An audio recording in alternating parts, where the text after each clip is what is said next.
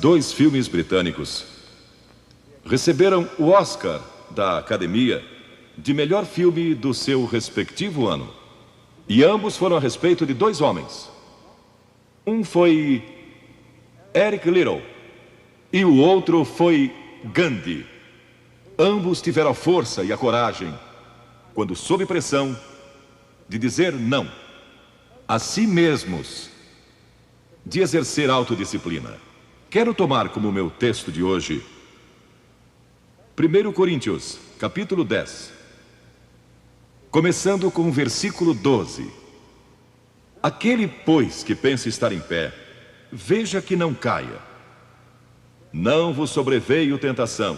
Ouçam isto: não vos sobreveio tentação que não fosse humana. Todo ser humano enfrenta tentações no decorrer de sua vida.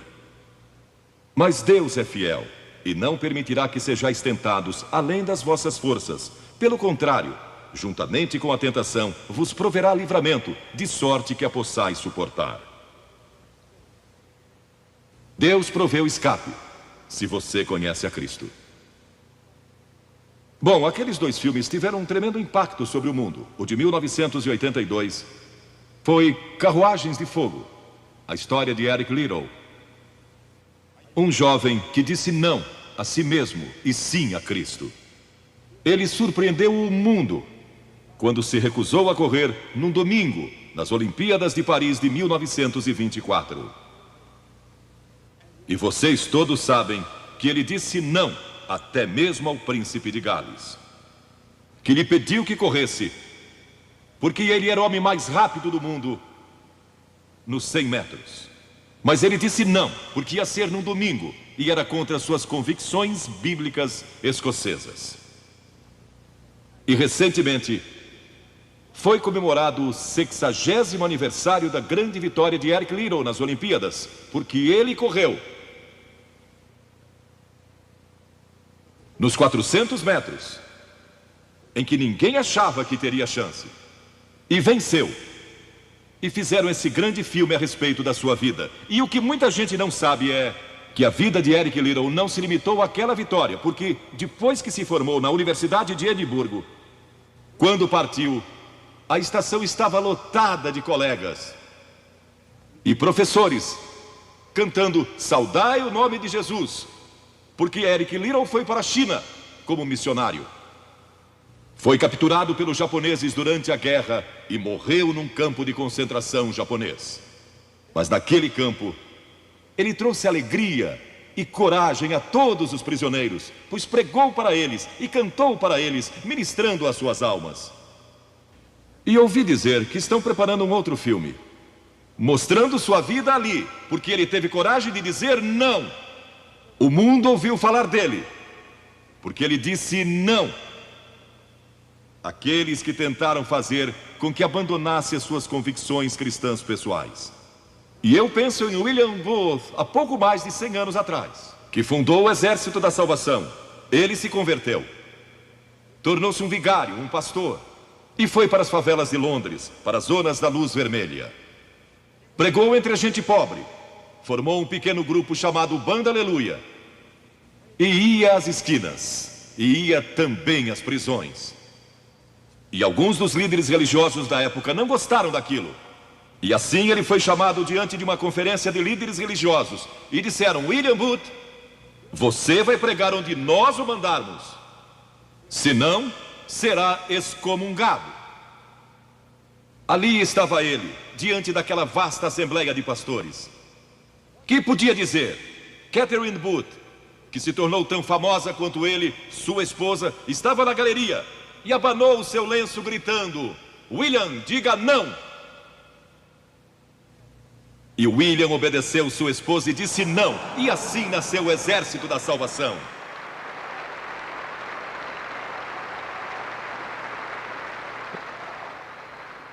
Lemos muitas histórias da Bíblia a respeito de jovens que disseram não e mudaram o curso da história.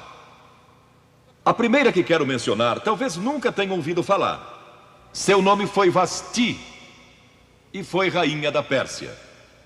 A esposa de Assuero, que reinou desde a Índia até a Etiópia. Pensem em todo o petróleo que ele tinha e provavelmente nem sabia. Um dos monarcas mais ricos que já viveu. E ele deu uma grande festa que durou muitos dias. No fim, provavelmente já bêbado, ele ordenou que sua esposa Vasti viesse e ali dançasse para todos os seus convidados. E ela assombrou aquele grupo de líderes mundiais. Ao se recusar, ela disse: não, eu não vou expor o meu corpo para esses homens. Ele mandou outra mensagem, ameaçando que ela deixaria de ser rainha e perderia seus confortos e bens materiais e toda a sua fama. Mas a sua resposta foi a mesma: não. E ela mudou a história, porque foi deposta como rainha. Nada mais sabemos. Mas por causa dela, Esther se tornou rainha e o povo judeu foi salvo. E até o dia de hoje, o povo judeu celebra um grande feriado, porque uma mulher disse não e abriu a porta para a salvação do povo judeu, porque havia um homem como Hitler, e era o primeiro-ministro do país, decidido a destruir e aniquilar os judeus. Agora, a Bíblia tem muito a dizer a respeito de sensualidade e lascívia e depravação. A palavra lascívia significa a tendência de incitar desejos sensuais. Sensualidade significa o apelo proposital aos sentidos físicos para satisfação pessoal. Talvez lendo um livro pornográfico ou assistindo um filme impróprio. A Bíblia diz que devemos nos abster das paixões carnais, da sensualidade, que fazem guerra contra a alma. Elas estão em guerra contra a sua alma e seu espírito. E a Bíblia diz que devemos nos abster delas, ficar longe delas. E então a Bíblia usa outra palavra, réprobo. Agora, isso se refere a pessoas totalmente depravadas, de consciências mortas ou cauterizadas, não sabem mais corar, perderam a capacidade de discernir entre o bem e o mal. E em Romanos 1:28 lemos: e por haverem desprezado o conhecimento de Deus, o próprio Deus os entregou a uma disposição mental reprovável para praticarem coisas inconvenientes. Ou seja, Deus desistiu deles dizendo: vão em frente, gozem toda depravação e toda sensualidade que quiserem, não vou perturbá-los. Ainda não.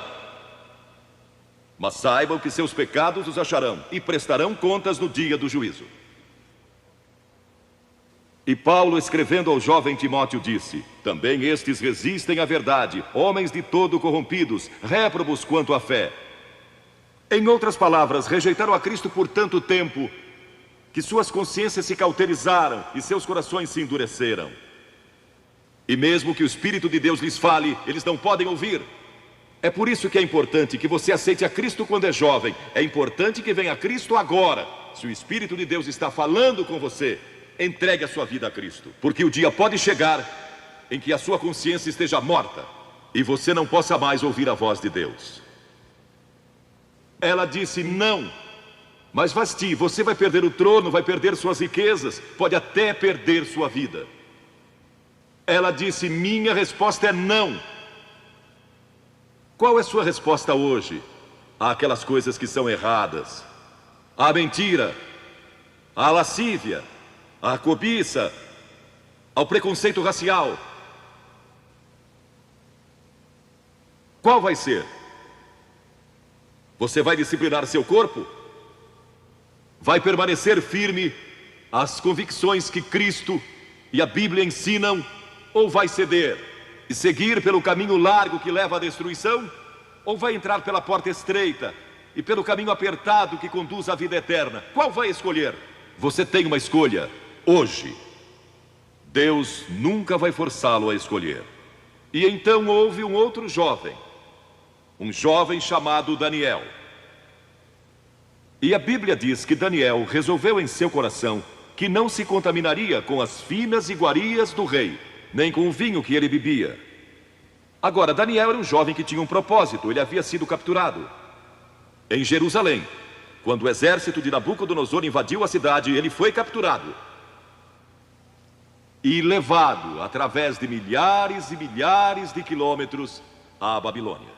A quase 3.000 quilômetros de sua própria terra, sem aviões nem automóveis. Eram semanas de viagem. Mas ele estava resolvido a servir a Deus, e não devia ter mais de 12 ou 15 anos de idade.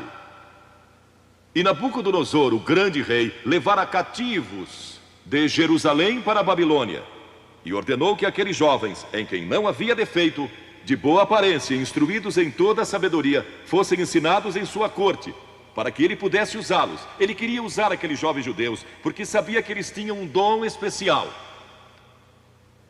E durante o período de treinamento, mandou que lhes dessem os melhores vinhos e as mais finas iguarias, e todos os confortos disponíveis na corte de Nabucodonosor.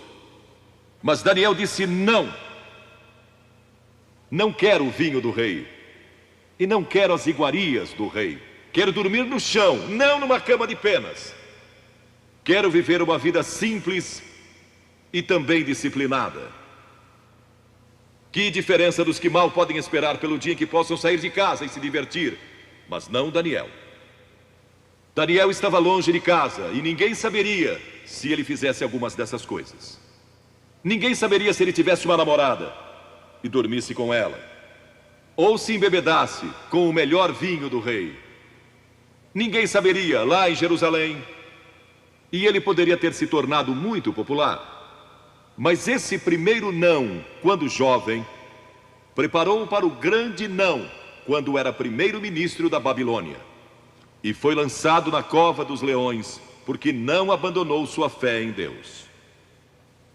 Nós nos contaminamos ao comer demais, ou ao nos embebedarmos, ou ao tomar drogas, ou gastando tempo demais assistindo televisão, ou indo aos cinemas.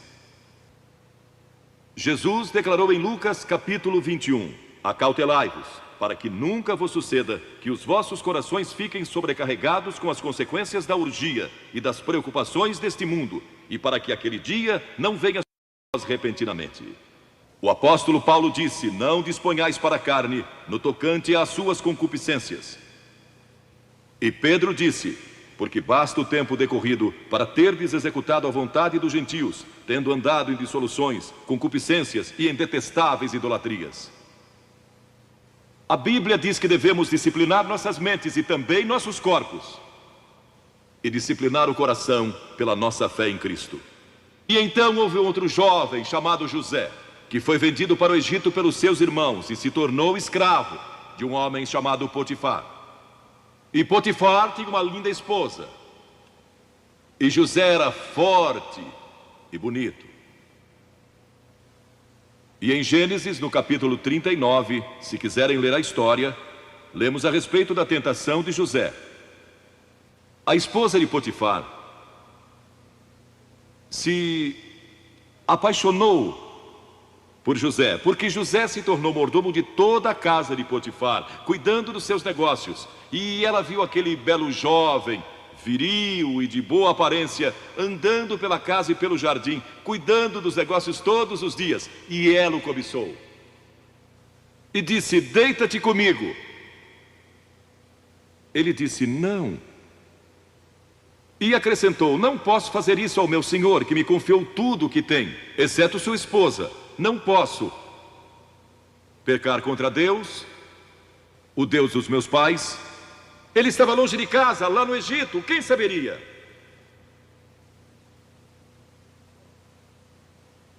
Mas disse não. E quando disse não, na última vez, ela o agarrou e ele fugiu dela, deixando sua capa. E ela começou a gritar, chamando os servos e dizendo: ele tentou me violentar. O que não era verdade. Mas Potifar acreditou e mandou que ele fosse lançado na prisão. E muitos de vocês sabem a história, que ele foi para a prisão e através de uma série de circunstâncias, ele depois se tornou primeiro-ministro de todo o Egito e governou o Egito sob o faraó. Deus o guardou e o promoveu, porque José teve a coragem de dizer não quando foi tentado. Agora, sexo não é pecado. O sexo nos foi dado por Deus para a propagação da raça humana e para nosso prazer, dentro de certos limites que Deus estabeleceu para o matrimônio. As características de um cristão são autocontrole e autodisciplina. E Paulo, escrevendo a Timóteo, disse: conserva-te a ti mesmo puro. Mas como você pode se conservar puro num mundo como este? Como pode se manter puro olhando para as bancas de jornais ou assistindo a alguns filmes? Como pode se manter puro com as tentações que enfrenta todo dia? Não pode, de modo algum, exceto se Cristo está em seu coração, Ele lhe dará força e o poder, porque nenhuma tentação lhe sobrevirá que Cristo não lhe ofereça o meio de escape. Entregue sua vida a Cristo hoje, deixe que Ele controle a sua vida, deixe Ele ser Senhor de sua vida, deixe que Ele controle essa área de sua vida, sua mente, seu corpo e sua vida sexual. Deixe que Ele tome conta dela. E lemos a respeito de um outro jovem chamado Moisés. Em geral pensamos em Moisés como um homem velho, de barba, mas foi na juventude que ele tomou a decisão que o levou à grandeza. Porque a Escritura diz: pela fé Moisés, quando homem, talvez 17 ou 18 anos de idade, recusou ser chamado filho da filha do faraó. Recusou. Ele fez uma escolha, preferindo ser maltratado junto com o povo de Deus, a usufruir prazeres transitórios do pecado. Agora, observem que ele estava no Egito. Era filho da filha de faraó, herdeiro do trono do Egito. E talvez seria o próximo faraó. Mas ele fez uma escolha, porque sabia que seu povo, o povo de Israel, era escravo dos egípcios. E ele teve que tomar uma decisão no auge da sua glória. E no auge de tudo o que lhe foi oferecido. E ele disse não a faraó. Não vou ser seu filho, prefiro sofrer e morrer com o meu povo e servir o Deus vivo e verdadeiro. E foi exatamente o que ele fez. E conhecemos Moisés hoje como um dos grandes homens da história. Ele rejeitou os prazeres transitórios do pecado. E há uma diferença entre prazeres e alegria. Quem ama os prazeres empobrecerá, diz a Bíblia. E ela cita um homem que disse: entreguei meu coração à loucura e aos seus prazeres, mas tudo isso é correr atrás do vento. Quem vive em prazeres está morto, embora viva, amando os prazeres mais do que a Deus. A Bíblia diz que há pessoas que amam os prazeres mais do que amam a Deus. É o seu caso? Você ama a Deus mais do que ama prazeres pecaminosos? Não falo de esportes e todas essas coisas maravilhosas que temos. Falo de prazeres pecaminosos. Mas a alegria é produzida pelo Espírito Santo. E há centenas de passagens que falam dessa alegria. Você pode ter alegria mesmo quando não tem prazer, porque a alegria é profunda. O anjo disse aos pastores naquela grande noite: não temais, pois vos trago boa nova de grande alegria, que o será para todo o povo. E mesmo no sofrimento, quando você recebe a Cristo, Deus não remove o sofrimento. Ele não remove todos os problemas e as dificuldades da sua vida. Não faz isso. Ele não promete, se você está desempregado, conseguir um emprego amanhã se você aceitar a Cristo hoje à noite. Ele promete que lhe dará graça e força e alegria em qualquer situação. Bem-aventurados sois quando os homens vos odiarem e quando vos expulsarem da sua companhia, vos injuriarem e rejeitarem o vosso nome como indigno, por causa do Filho do Homem. Regozijai-vos naquele dia e exultai, Ele disse: quando vierem a mim e tiverem problemas e tribulações e as pessoas odiarem vocês, ele disse: exultai, porque grande é o vosso galardão lá no céu, pois dessa forma procederam seus pais com os profetas. Todos que viverem piedosamente em Cristo serão perseguidos, a Bíblia diz. Ainda haverá sofrimento. Jesus disse: quem não tomar a sua cruz e negar-se a si mesmo, não pode ser meu discípulo. Moisés escolheu a alegria de seguir a Deus, em vez da vida de prazeres no Egito. O que você está seguindo? Qual é a sua escolha nesta hora? E então o último é Jesus. Jesus foi tentado em todas as coisas à nossa semelhança, mas sem nenhum pecado. Quer dizer que Jesus foi tentado a mentir? Sim. Que Jesus foi tentado a cobiçar? Sim. Que ele foi tentado a adulterar? Sim. Que Jesus foi tentado a roubar? Sim. Ele foi tentado em todas as coisas, como nós, mas sem pecado. Como ele teve vitória sobre a tentação? A Bíblia nos diz, no capítulo 4 de Mateus e em muitos outros textos, mas vou falar só deste. O diabo veio a ele quando ele estava faminto e sedento e disse: se és o Filho de Deus, manda que estas pedras se tornem em pães. Observem que ele tentou colocar dúvidas na mente de Jesus quanto à sua identidade. Agora, Jesus era o Filho de Deus, nascido de uma virgem, Filho de Deus, que foi ressuscitado dos mortos pelo poder de Deus e está vivo hoje. Mas o diabo pôs dúvidas em sua mente. Ele estava fraco e cansado e faminto, um ser humano. Ele não enfrentou o diabo como filho de Deus, enfrentou-o como homem. E ele sempre respondeu citando as Escrituras. É por isso que você deve decorar as Escrituras. Nem só de pão viverá o homem, mas de toda palavra que procede da boca de Deus. Jesus disse que há uma coisa que é mais importante que a comida, e sexo, e coisas materiais. É sua vida espiritual. E então ele disse: se tu és o Filho de Deus, atira-te abaixo, porque está escrito: aos seus anjos ordenará a teu respeito que te guardem, para não tropeçares. E Jesus de novo respondeu: está escrito, não tentarás o Senhor teu Deus. E então o diabo levou a um alto monte e lhe mostrou todo o futuro do mundo, todos os reinos que ainda estavam por vir. E lhe disse: se dobrares o teu joelho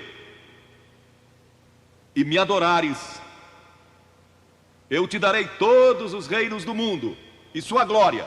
Jesus não argumentou se ele podia fazer isso. O diabo pode dar-lhe qualquer coisa. Alguns de vocês estão vendendo as suas almas por nada, coisas sem valor. A Jesus ele ofereceu o mundo todo, mas ele sabia que a cruz estava esperando por ele, e o único meio de salvação para o mundo era a cruz. Se tivesse obedecido o diabo, nós nunca teríamos tido a oportunidade de sermos salvos e perdoados. Jesus teria tomado um atalho e nós estaríamos perdidos. Mas Jesus disse: está escrito, ou melhor, começou dizendo: retira-te, Satanás, porque está escrito: ao Senhor teu Deus adorarás e só a Ele darás culto. E assim o diabo deixou, e anjos vieram e o serviram. Observe como Jesus enfrentou o diabo ao ser tentado. Primeiro, ele citou as Escrituras. Segundo, ele estava cheio do Espírito Santo. E terceiro, estava na vontade de Deus. Você está disposto a dizer não às tentações do diabo? Está? Pense nisso. E está disposto a dizer sim às declarações de Cristo, de que Ele é Filho de Deus, e quer que Ele entre em seu coração e perdoe seus pecados, salvando? Eu sei, muitos de vocês foram batizados e confirmados. A maioria de vocês talvez sejam membros de uma igreja, ou se identificam com uma igreja, ou talvez vão à igreja 2 ou 3 vezes ao ano. Não sei se fazem isso ou não, mas sei que muitos o fazem. Mas não podem declarar aqui hoje: eu sei que meus pecados foram perdoados, eu sei que vou para o céu. Deus está disposto a perdoar todo o seu passado hoje por causa da cruz. Deus está disposto a dizer: eu perdoo você, porque Ele ama você. E Deus se interessa por você como se você fosse a única pessoa em todo o mundo. E você pode recebê-lo nesta noite. Você diz: o que preciso fazer? Primeiro, deve estar pronto a se arrepender dos seus pecados. O primeiro sermão de Jesus foi sobre arrependimento. E a palavra arrependimento significa mudança, mudar suas ideias, mudar seu estilo de vida. Deixar que Cristo entre e o ajude a mudar. Está pronto a fazer isso? Não pode mudar por si mesmo. Mas Ele o ajudará a mudar. Não que você será perfeito.